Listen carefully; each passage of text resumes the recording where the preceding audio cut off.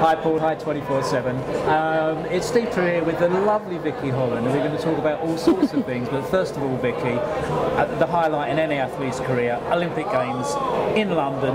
It must have been absolutely magic. Yeah. No matter how many times I'm asked about it, I still say the same thing, that it was the most phenomenal thing I've ever done, and probably will be the most phenomenal thing I've ever done. And I could go to Rio and win, and I don't know if I would experience the same atmosphere that I had in London, running around the streets. Home, you know, a home nation Olympics was incredible. And you say London, but is it also because it's the first Olympics that you've been to as an athlete? Yeah, of course, that plays a huge part. So, you know, anyone's first Olympics is going to be massive.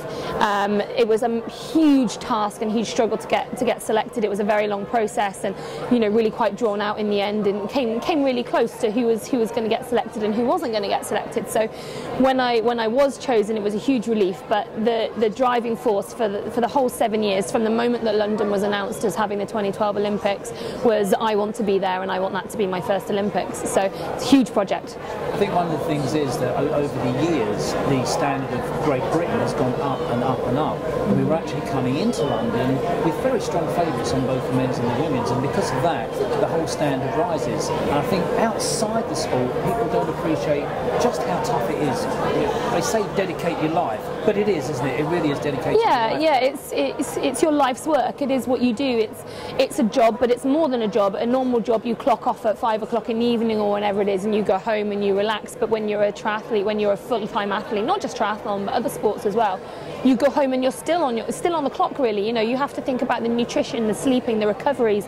Everything goes into making it 100% focused, and it's a massive task.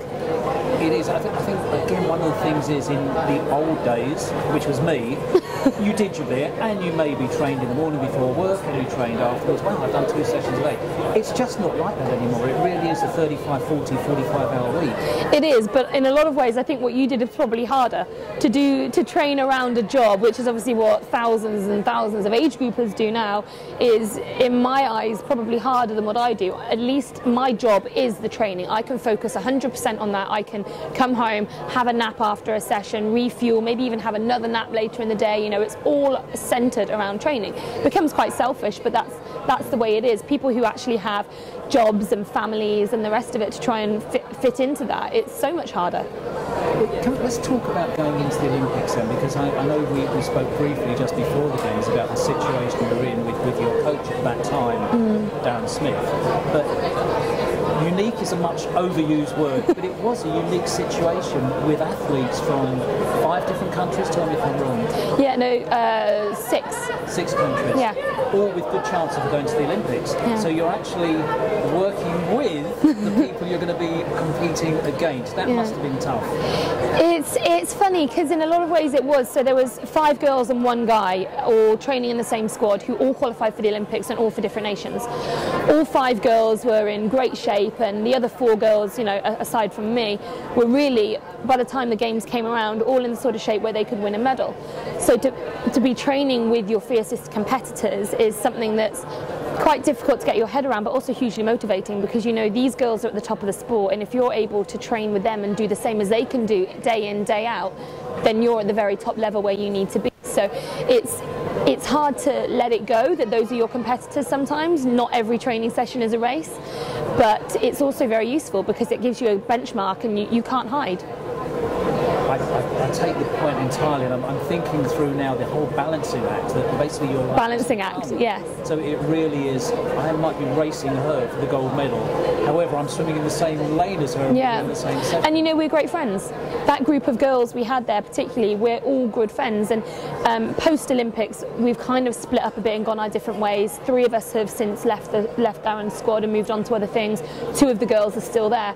I've just spent the last 3.5 weeks staying with one of them in South Africa. So she's one of my absolute best friends now, and even though going into the Olympics we could have been competing for, you know, the same spot, at the end of the day she's still one of my really good friends. And the same for the other girls. You know, we all got on, and that I think was one of the keys that made us excel. That has to be a skill of a coach as well, to be able to bring that sort of group together. You said just a little while ago, Vicky, the other 4 girls were all in medal contention. I've got to think that watching you go through the season and a half before, I thought you were in medal contention. Thank you. That's really kind to say, and I think I was definitely moving that way. I'd had a bit of a rough 2011, but 2012 had really just gained momentum for me and had been moving forward, and the changes and the improvements were coming rapidly. So I was definitely in good shape. I had changed my training slightly given the sort of team role that I was asked to perform, so I wasn't doing as much running in the lead up to the games, and that's why sort of by the time I stood on the start line, I'd sort of, without sounding negative, because there was nothing negative about it, I'd ruled myself out of an Olympic medal. The other 4 girls I was training with in the lead up to the games, they were all in it for themselves and they were all in it to win medals, and I really believed, as I'm sure Darren did, and they all believed themselves, that they were capable of that. And on any given day, any one of those girls could have been on the podium. I think for me, I would have needed a little bit longer and probably a bit more of a consistent build up with my running to achieve that, but as it happened on the day, with the way circumstances transpired with the crash, and then sort of being a bit stuck in the second pack, not really contributing to that pack because I don't want them to catch up to Helen and have more runners for Helen to work against. I came off the bike a lot fresher than we'd ever intended. I'd planned on having to work very, very hard on the bike and ended up not having to do anything on the bike. So I ran the quickest I'd run in nearly 2 years. So we were obviously doing something right, and it just showed the fitness level that I had at the time. But as I stood on that start line on 4th of August last year, I didn't in my head believe that I was going for an Olympic medal. In my head, I was hoping that we would get one for Helen. If we take the positives out of that you've been running the fastest you've done for 2 years without any specific training, you must have been playing mind games with yourself immediately afterwards, and indeed for the months after. Yeah. What if? And it's a lot less than 4 years to the next game. So that incentive, that impetus must be there again. Yeah, I think so. I think a lot of people talk about motivations moving forwards and stuff, and was just being there the motivation, or what was it that gives you the motivation to want to do Rio? And you're right, there's the fact that I was there, it was a home Olympics, it was an incredible atmosphere, my first taste of a major championships, all these sort of things that really kind of inspire you to want to go again. But on top of that, there is this kind of nagging thought in the back of your head that goes, well, maybe if things had been different, if I'd qualified in a different way at a different time, maybe we could have done a different build-up that would have enabled me to be on a par with those other 4 girls, and many others who, as it turned out on the day, were right up there at the top of the race. And it's the sort of thing where you look at it after the race and you go, okay, had I not crashed out, my run time would have put me 8th, and that was never in the scheme of things, never the plan. We never thought that would happen. So it's encouraging and it's positive, and if anything, I've only got myself to blame for not qualifying in my own right early enough to then have the opportunity to do that. But it definitely works as motivation for 3.5 years' time. I'm going to ask you about the changes that's coming through, but before we go into that, the morning, I'm getting emotional but asking you, the morning of your Olympic final, my goodness me, what is that like? Surreal, because for us, I guess the biggest thing was we tried to keep it very similar to all our other big races. So we tried to do the setup exactly as we'd have at a World Series race. We stayed in the same hotel we'd used the year before for the World Series in London. We went through the motions exactly as we would do for any other race. So you're kind of trying to keep everything normal, yet there's this aura around everything that just tells you, if this is not normal, this is not a normal race. And I guess because I think in a lot of ways we had the benefit of racing early. So because we raced early in the day, there's not enough hype around it yet. So by the time we were actually racing, the crowds, the atmosphere was immense and insane and just incredible to see. But when you're preparing for the race, you're very much in the zone and just trying to keep it as a normal race would be. And I think something that helped us for this race is because we sort of took a team approach. Myself, Helen and Lucy, we warmed up together, we stood in the waiting area together, we chatted to each other before the race, and so it was nice to approach that as a team, because it was like we were there for each other. A lot of the other people sort of immediately go into, right, I'm one for all, this is my Olympics, you know, don't get in my way, don't talk to me. Whereas we were there very much as a little unit, and I think that helped sort of disperse some of the nerves. Yeah, I remember, I hate talking about myself, but way back when I was competing internationally, if we came across the East Germans, that's how long ago it was, they would always be in the light blue tracksuits, there would always be at least 3 of them, they would not step off the pavement for you to walk past. So there's that unity, and I think you've just described that you actually show that strength for yourself and Helen and Lucy going through the Great Britain. Huge changes coming up now.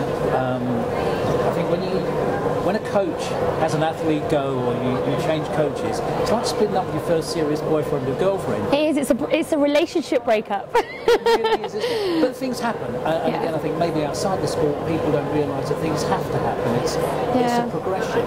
But things are hugely different now for you in the coaching and training setup. Yeah, for sure. So I mean, I'd always known that 2012 might well be my final year with Darren. We made a project of trying to get to London, and we achieved it. And at times it looked like that was just never going to happen, and it was a huge mountain for us to climb. And I'm so proud of what we did together, and very grateful to him for everything he put into my project to get me there as well. But we always knew that beyond 2012 he would look at sort of refreshing his group a little. He's a hugely, as you all know, hugely driven coach, very passionate, and he needs his own motivations as well. He needs to be driven in new directions and have new challenges facing himself as well. So I knew he would want to bring new blood into the squad. I always knew that might mean that my time was perhaps coming to an end. No decisions were made until firmly after the Olympics, and it was only at the end of September that we sort of decided that, you know, looking beyond 2012, maybe it would be time to sort of part ways. So it's been done with you know, there was a good relationship there, and it was definitely time to move on before that became a bad relationship, because you never want that situation to happen. So moving forward, I decided that really I wanted to focus on the running side of things. I've come a really long way, particularly under Darren. He's brought me a huge distance. Before I joined Darren, I couldn't run under 40 minutes for a 10K, and now I've run 34 5 or 6 times. So that's a massive difference to make. But to be where the girls are who won the Olympic medals this year, I've got to take another minute off. So that's really what we're looking at now. How am I going to get that extra minute down? So I decided I wanted to work with a run coach again. So I'm working with a guy called Andy Beadle, who was my run coach as a junior when I was an athlete, when I was doing track, athletics and cross country. So I joined his squad twice a week, and he sets my run program. And then aside from that, I have a sort of advisor coach who I used to work with up in Loughborough, a guy called Dan Salcedo, who's worked in the British Triathlon program for many years.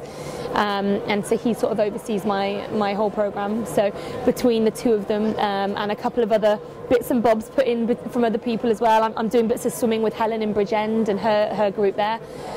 So I'm fitting it together, and at the moment it's a bit of a I guess it's trial and error this year. We're trying to work out what's going to work exactly right for me. If there's ever a year to do it, it's the year post-Olympics. It's the reason why I've decided to not start my season till relatively late this year, because we wanted to give it the maximum amount of time to settle into this new setup that I'm working with. But so far, I'm enjoying it. It's a new challenge. It's a very different setup. I'm still taking on board so many of the things that Darren taught me, so many things that he always preached, and the technical aspects and the lifestyle aspects, but I'm just doing it in a slightly different way, a way that I think will make me hopefully a faster, stronger, and maybe even a bit happier athlete. It's what works for you, isn't it? And whatever people put on a training program, it's a national program, individual program, bottom line is what works for me as an athlete. Yeah. Is that going to make me better? Yeah, I mean, I've always said that there are many ways to skin a cat, and particularly in triathlon, we're such a new sport really that there's no tried and tested set formula that this is what everybody does. This is the way that everybody has to abide by, otherwise you're never going to succeed. There are different ways of doing it. What I'm doing now is a bit different to what I was doing under Darren, but not worlds apart. It's nothing insane. But you're right, it's about thinking of things that will work for you. So the environment that Darren provided for us was great, having that sort of quite secluded but very tight-knit network. That worked very well. But I know that for me, I'm quite a social animal. I like to be around people. I like to talk. You know, I like that stimulation of having different groups around me. So that's why I'm really happy with the way I've set it up now. So I've got a running group that I'm with twice a week. I have a swimming group, Helen's group, 3 times a week. I have a couple of training partners in Swansea. I also do a little bit of time in Gloucester. So, and you know, every month month or so, I go up to Loughborough just for a few days, where I can connect with the team that are up there as well. So it gives me a great range of people to work with, whilst not making my life too hectic. That keeps me happy and keeps me motivated. It sounds a bit, Vicky, like you're the girl with empty pockets and just deciding what to fill each of the empty pockets with right now. And when you get that balanced and you don't fall over, then we're 100% there. Yeah, I won't lie, there is a lot of, I guess, risk involved in what I'm doing this year. I'm trying different things, but unless you try, you won't know. Unless you risk something, you won't achieve anything greater. The safe option is to stay with Darren and just keep doing what you're doing. But for myself, and also for him, I didn't think that was going to work moving forward, and not for now anyway. So I've had to choose. I've had to try and find something that's going to work for me, and so far I feel like I'm choosing the right bits. I've also got to the point where only 4 months in, I've decided, well, that's not going to work, so take that out. So there have already been things that we've changed and we've played around with, and that will keep happening, that will continue. But so far the balance seems to be just about getting there. Being brave, making changes is really quite scary, isn't it? Massively scary. That was the biggest thing for me about leaving Darren, was I don't know how to do it any other way. I'd only ever really succeeded under him, and how do I do it without this guy who's changed my world around? How do I do it on my own? So I was very sort of careful and selective of the people I decided to involve, and I've thought about all the decisions quite hard, because now they're my decisions. There's no fallback. It's not Darren's decision anymore, it's my decisions, and it's risky and it's scary, but maybe it's about being a grown-up. About being a grown-up. Grown-up decisions. Vicky Holland, Great Britain Olympic triathlete, thank you so much. Thank you. Oh, brilliant. Thank you very much.